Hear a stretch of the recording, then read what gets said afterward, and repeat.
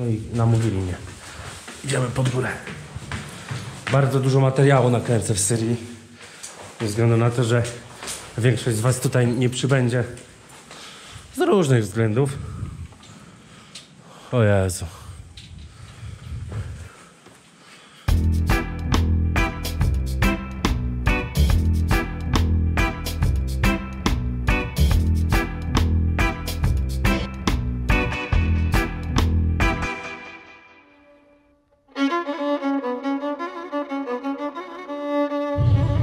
No, witam was ten jakże wczesny poranek, ze względu na to, że no, jedziemy teraz aktualnie do Malula. Jest to miejscowość, którą bardzo duża część z was zna, przynajmniej osoby, które w jakimś stopniu interesują się kościołem katolickim, jak również ogólnie rzecz biorąc, czy chrześcijaństwem, czy ogólnie tym, co się dzieje na świecie.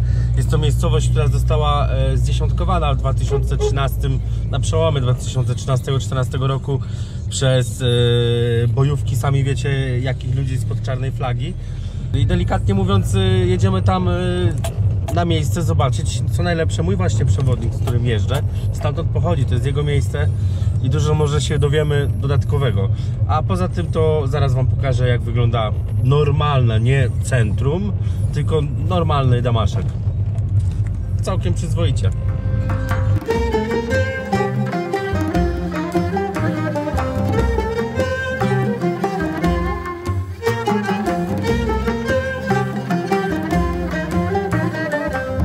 Nie wiem, czy widzieliście, ale no jednak tutaj na obrzeżach miasta jest wszystko rozpierdolone.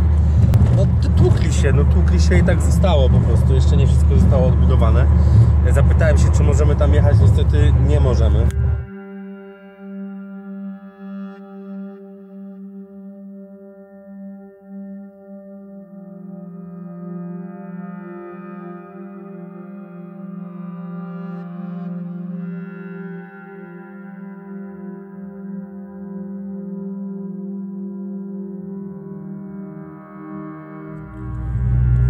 To po przekroczeniu tej bramy można powiedzieć śmiało welcome to Malula. Many part of it reconstructed and part of it destroyed. And for example, there is a hotel on the top of the mountain is completely destroyed. Yeah. I see in internet. Yeah, because they were on the top, and many people left their home and went to Damascus. You see the snow on the left? Yeah. On the mountain. That's the Anti-Libanon mountain. Yeah. For now, 50% of people who are from Malula came back home. It is safe 100%, and also it is a good place in summer. In summer season. Yeah. Fresh, not too hot. Not too hot, no pollution. Jak widzicie, nawet meczet ucierpiał. Zaskakujący widok.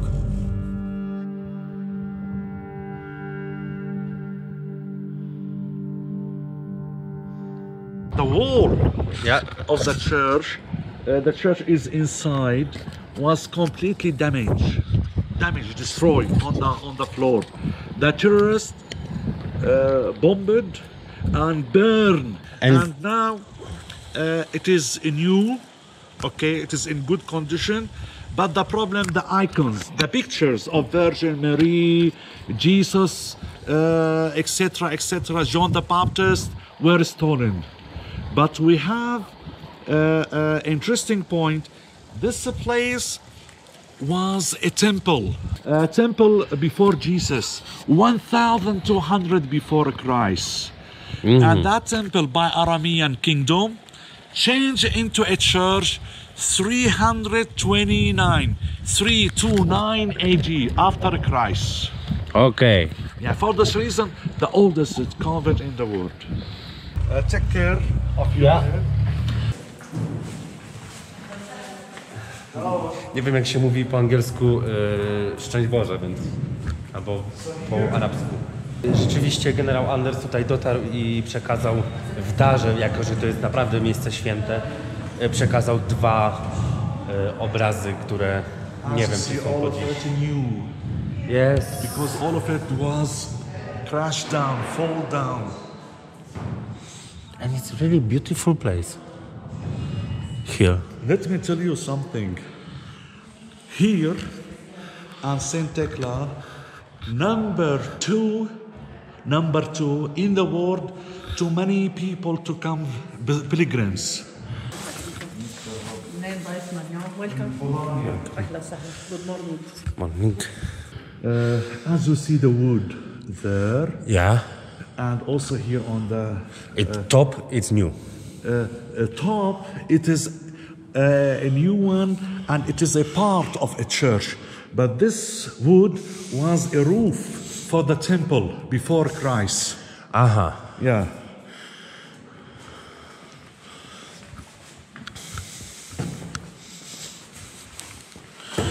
And this is original? No copies. All The original copies. stolen. For example, this is Saint Tekla Yeah. and John the Baptist. Yeah.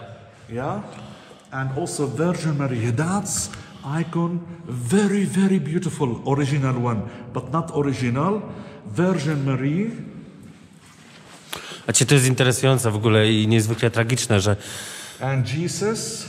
Yeah. Jesus is carrying a Bible and his finger like this. Jesus has 2 natures, Son of God and also human. We still use this church every day, early morning. People pray. yeah.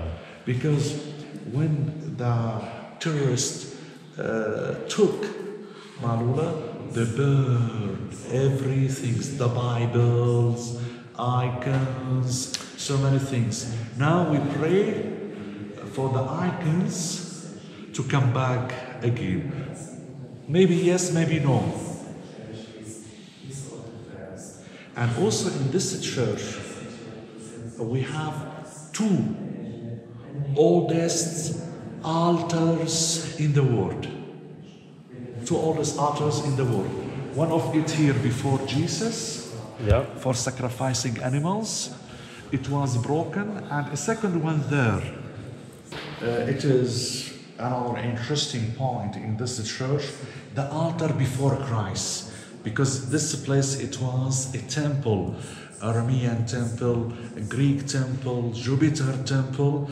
Yeah, so as you see, 2 edges, they put the head of the animals. We have a hole here for the blood. Yeah. Shitting on the floor. Christianity forbidden shitting blood on the floor. Yeah, because as you know, blood, you have blood, I have Everybody. blood. Yeah. So it was broken. That terrorist broke it.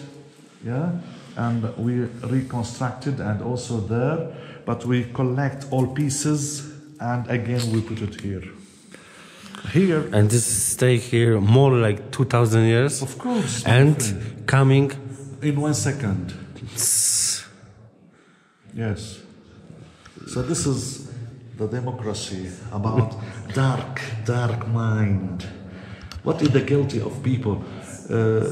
Some people from Malula, and also not only just from everywhere in Syria, were beheaded.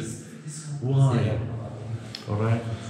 Syria, if you compare Syria about 70, 80 years ago and now, so a big difference.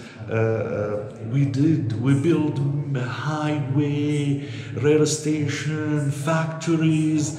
Syria producing cars. Before the crisis, we were producing car. We established a factory producing cars. Sham means Greater Syria. What is the meaning of Sham? Syria, Lebanon, Palestine, and Jordan. So this is the meaning of Sham. Sham means Damascus. Damascus. It's like Union. Exactly. Before 1916, 1916. Yeah. Because the French and the British divided this area between themselves. Syria and Lebanon under the French mandate. Yeah. Because they occupied us till 1946, 1946. our Independence Day, 1946, the last French soldiers moved from Syria. Good morning. Good morning. أوبح تي بشمو يتكتش إشمخ تيتالي ملكخ يتكن تتشبعيلي يخل بشموخك على رام أبلاح لحمح أخو اليومح غفر ليح تيوضح اخمل أنا مغفر انتي مخك عمينح ولا تشعبرنح مدغربتشا بس حسنح مشيدا آمين. Amen. Welcome. So here, as I said, people who are living in Malula still do their mass in Aramaic, like this. Aramejski język to jest w ogóle język, którym najprawdopodobniej twierdzi się, posługiwał się sam Jezus Chrystus. I są tylko 3 miejsca takie na ziemi. It's 3 places where people speak same language like Jesus Christ. Excellent. I to jest między innymi Malula.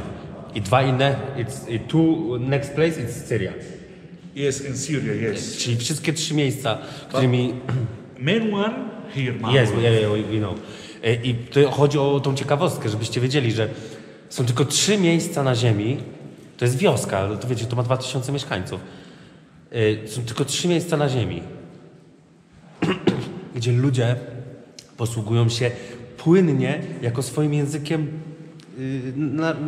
narodowym, nie wiem, no, w domu tak mówią z rodzicami, z całą resztą, posługują się tym samym językiem, co sam Jezus Chrystus i dlatego to jest kolebka chrześcijaństwa. To jest bardzo ważne miejsce. Before the war, before the crisis, our President Assad declared to teach people Aramaic because only just 5,000 speak this language. 5,000 people? Only just, yeah. For this reason, we have a school in Malula teaching people the Aramaic. I can speak it, I can read it, I can speak this language, but I can't write it. But my family, my kids, can write it, can read it, okay, and speak it. Okay. Because we have a school teaching, and many students from Europe, from Germany, from France, from etc., come to Malula and stood for a few months and learning the Aramaic. In Germany, there is a famous school, all right, teaching the Aramaic language. So this is September 2013. So this is what happened. The church, where we are now, inside. You see?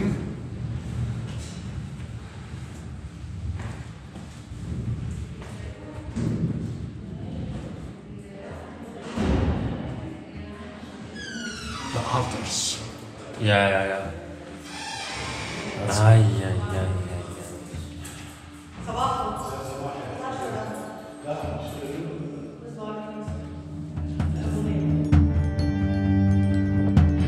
Jak widzicie, znajdujemy się przed hotelem, który niezwykle ucierpiał właśnie tutaj podczas walk w 2013 roku. No i co tutaj dużo mówić, mimo że ma 4 gwiazdki, po dziś dzień go nie odbudowano. Podobno jest inwestor, który chce to zrobić, ale chyba czeka na koniec kryzysu. Dlaczego? No bardzo prosta sprawa. Nigdy nie wiadomo, co będzie za rok. Czy znowu nie powstanie jakiś kalifat, państwo islamskie, czy inne gówno i nie zrobi krzywdy temu miejscu. 4-gwiazdkowy hotel. Widzicie? Tam jest recepcja. Zaraz wejdziemy do środka. Mamy recepcję. Proszę bardzo.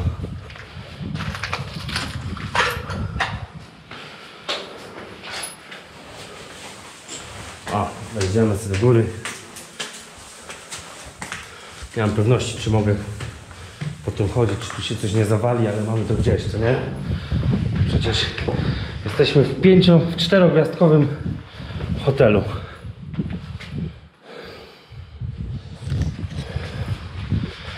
Jezus Maria. Zobaczcie, tutaj nic nie jest ogarnięte. Zrobię zdjęcia, co my tutaj zastaliśmy. Jak widzicie, tu nic, ale to nic nie zostało ogarnięte. Po prostu tak jak była wojna, tak sobie to zostawili. Nie.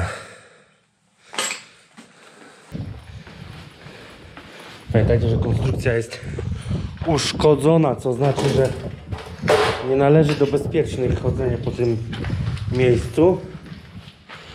Ale to... O, mamy kuchnię. Chodźmy, zobaczmy, jak wygląda kuchnia w 4-gwiazdkowym hotelu. A pokażcie. O, tutaj się robiło pizzę. Wszystko zrujnowane. Tam jest taki duży robot kuchenny. Tutaj zresztą widzimy taką... Nie wiem, jak to się nazywa, ale to wiecie, to w robocie kuchennym się obraca i robi ciasto.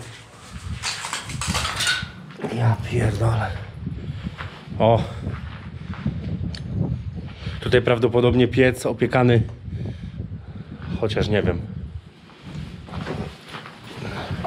Instalacja elektryczna. Co tutaj mamy? Pralnie. Pralnia i prasowalnia. Zobaczcie, to wszystko zostało. Zresztą w Polsce by to długo nie poleżało, bo zaraz by się znaleźli amatorzy zbierania złomu. Ale jak widać, o, ciepłownia. Mamy ciepłownię. Wejdziemy głębiej i zobaczymy, na co to było. No wiecie, od razu mnie zaciekawiło, bo jednak jestem ze Śląska. No węgiel, no. Najprawdopodobniej na węgiel. Nie, to jest gazowe. To jest nie wiem. Powiem wam szczerze, czy wiecie, na co to było? Czy to jest węgiel? Według mnie to jest gazowe. Tam jest prawdopodobnie boiler. I tutaj chyba się zaczynają apartamenty. Ja jestem w szoku. Naprawdę nie byłem jeszcze nigdy w takim miejscu, które jest w jakimś tam stopniu świeżo rozpieprzone. Winda. Wybaczcie, muszę robić foty, bo to jest pamiątka historyczna, tym bardziej, że za jakiś czas tego miejsca nie będzie. No i namówili mnie. Idziemy pod górę. Bardzo dużo materiału nakręcę w Syrii. Ze względu na to, że większość z was tutaj nie przybędzie. Z różnych względów. O Jezu. Ty, żebym się nie zgubił. Tutaj piękne tarasy. Tutaj prawdopodobnie bary były. Można wywnioskować po samym wyglądzie tego miejsca. I po tym, że tutaj jest piękny tunel. Już tam nie będziemy szli. Ale tu widać, że są tarasy. Tam jest bar. Masakra. No i właśnie do takiego czegoś doprowadza wojna. Do totalnej destrukcji miejsca, lokalnej ludności, całej reszty. Idziemy do restauracji. Masakra. Tak naprawdę chodzenie tutaj jest wielką głupotą. Myślę, że mój pan nie wie o tym, że tu chodzę. Myślę, że myśli, że ja chodzę sobie tak o. Tutaj mamy salę restauracyjną. No nie. Zrujnowane totalnie. Dobra, idę stąd, bo zaczynam się bać, że ta konstrukcja w sumie, jeżeli tu nie jest powyzbierane wszystko, to może być coś nie tak. Wszystko jest w marmurze, niestety nie w granicie. To był granit, to sami wiecie. Jest poranek i jest to 1600 metrów nad poziomem morza mniej więcej, co znaczy, że jest chłodno. A ja chodzę w sandałach i w koszulce. Chyba założę bluzę ze względu na to, że pojawił się koronawirus i problem polega na tym, że jeśli zbadają mi, na przykład dostanę gorączki, bo się przeziębię, to będę ją przerąbane na lotnisku. Dlatego na ten moment chyba będę zakładał bluzę. Jest panika, no, panika na lotniskach, na granicach, więc wezmę dzisiaj 2 tabletki, może jakąś wódkę kupię.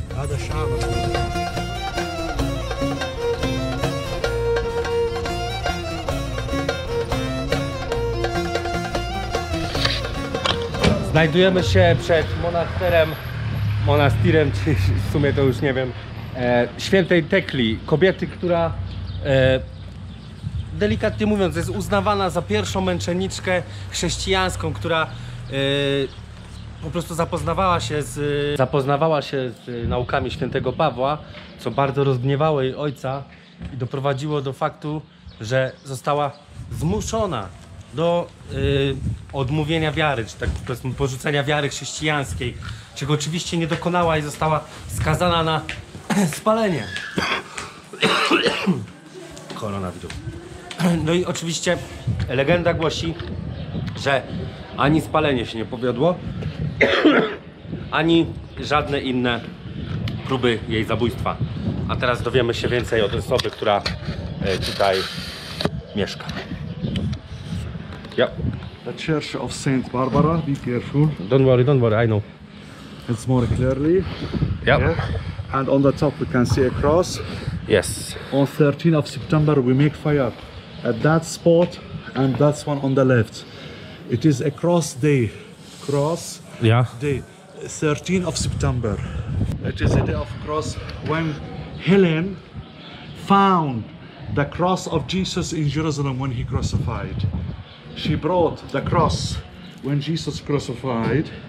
She found the cross to tell people, I found the cross, highest point in this area, that's one there, and that's one there. Each year we have a festival, yes, a day of cross. Okej. Yeah. Interesujące. And all buildings, all the houses on the mountain. Okej. Zobaczcie sami, jak to jest pięknie.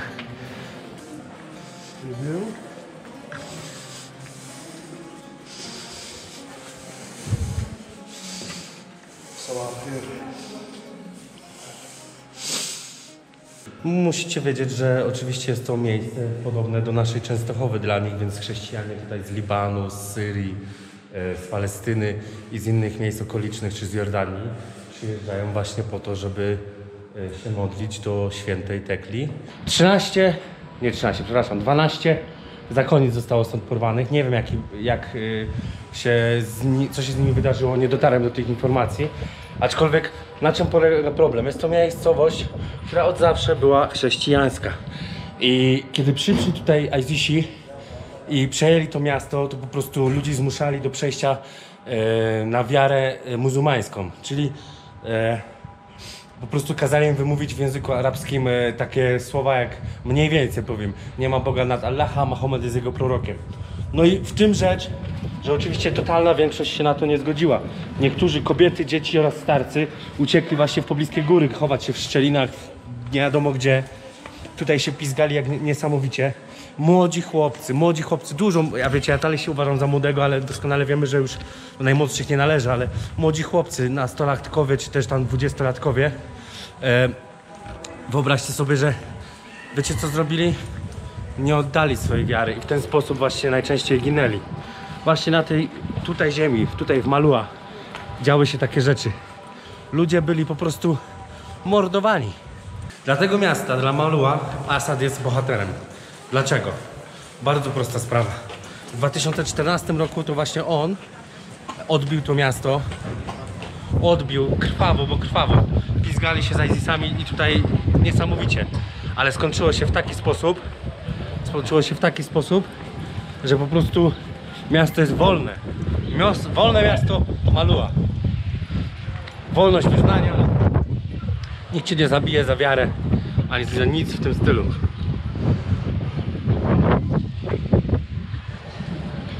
Więc kończąc temat, dla jednych jest katem, dla drugich jest bohaterem. Myślę, że z każdą postacią tak jest. A ocenę pozostawiam wam. Ja nie jestem ani zwolennikiem, ani przeciwnikiem Assada. Jestem totalnie, ale to totalnie neutralny. For example, when the ISIS and the Front al-Nusra, alright, as you know, I'm sure 100% you should know that ISIS is created by US and the Front al-Nusra is a terrorist. When they came to this area, they wanted to change many things in this place. For this reason, they burned churches, all right? And they stood about 1 year and a half with the hand of ISIS and al-Nusra Front, then liberated. But when it was liberated, a lot of destruction, a lot of bad things when they left, and we arrested some of them. They wanted to, they usually to say the Christians should leave this place. It is our place, our home. You live here 2000 years, maybe more. How can I live here? How can I leave my hometown? It's impossible. So for this reason, Syrian people decided to liberate, because it's not so easy. As you see, the mountains, the caves. Yeah, it's too much work. 1 year and a half they stood here in Malula. Then we came as many volunteers, Syrian volunteers. Yep. All right, came and liberated the town. No, jedną z takich sytuacji jest fakt, że jest coś takiego jak tam jakieś, jak to się nazywa, papieskie stowarzyszenie kościoła w potrzebie, coś w tym stylu. I kościół, wiem, że w Gdańsku i pod Wrocławiem złożył się, znaczy wierni, to wy, być może właśnie wy, złożyliście się na to, żeby kupić tutaj traktory, żeby zapewnić w ten sposób dzieciom właśnie na przykład transport do szkoły, osobom starszym właśnie transport do pracy, do Damaszku i tak dalej. I również te rzeczy, te traktory pomogły właśnie w odbudowie tego miasta. Mi się płakać chce, jak to myślę, o tym mówię, bo zdaję sobie sprawę, że w pewnym sensie, w jakimś tam procencie my jako społeczeństwo polskie, chrześcijańskie, katolickie, spadkobiercy, że tak powiem, wiary naszego ukochanego świętego Jana Pawła II, nie wiem, czy jesteście spadkobiercami, mogłem teraz pierdzielnąć głupotę, ale przede wszystkim chodzi o fakt, że my mamy wkład w to, że to miasto, cudowne miasto, jedno z trzech, w których po raz ostatni mówi się w języku tym, który mówił prawdopodobnie Pan Jezus Chrystus.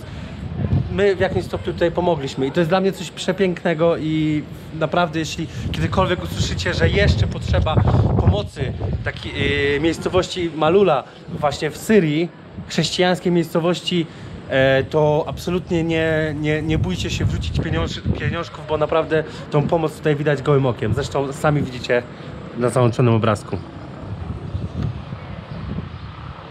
Before the war, before the crisis, so it's impossible to walk here. A lot, many buses, many visitors. It's like Syrian Vatican. Yeah. Exactly. I see a lot of Muslim girls. No problem here in Syria, of course. We were like this before. Yes. So Syrian people in general, all right, no problem between themselves. Yeah. But strange views from abroad. From Shishan, from Uzbekistan, from Germany, Chechnya. from Chechnya. Yes, we know from this. France. So they are. What are you doing here? You are a German or a French. For fighting for what? Caliphate. Is it your land? Is it your home? No. And now we push them. Yeah. For this reason. This is very crazy people, and you know, ISIS have very good propaganda and very good manipulation. You know, Yes. and stupid people, maybe a little bit crazy. I don't know who is it. Not at all. They are 100% crazy. I think it's because no, they are it's sick because people. It's sick people. Sick people coming here. I because think you are fighting for money. They give you $1,000 US to come and fight in Syria. Yeah, for example, yesterday it is fun. yeah. When French president yesterday said Syrian army should withdraw from Idlib. But Idlib is our land. How can we withdraw? Remember one, President Macron, it's fucking idiot. For me better it's Maria de Le Pen. Właśnie mi tutaj pan mówi, że tutaj przed kryzysem było mnóstwo Polaków, że przyjeżdżali na studia, mieli różne biznesy i tak dalej. Ja mówię, oczywiście, ja wiem, że nawet 30-40 lat temu poznałem mężczyzn, na przykład, którzy byli inżynierami i przyjeżdżali do Syrii, do Iraku czy do właśnie Iranu, na przykład budować między innymi autostrady. Co oznacza, że nasi inżynierowie po prostu byli tutaj pożądani. Więc ja mu powiedziałem, że dla nas Syria jest bliska w pewnym sensie. W pewnym sensie dla nas Syria jest bliska ze względu na to, że rzeczywiście jakieś kontakty od wielu lat mamy. Nie wiem, obca nam jest, nie wiem, Korea Południowa, bo nic o niej nie wiemy. W sensie takim, że może wiemy to, co że przeczytamy, ale nigdy nie mieliśmy jakichś kontaktów biznesowych czy innych, czy też po prostu jakiejś tam przyjaźni, a tutaj z Syrią, z Iranem, jak wiadomo, łączy nas bardzo wiele.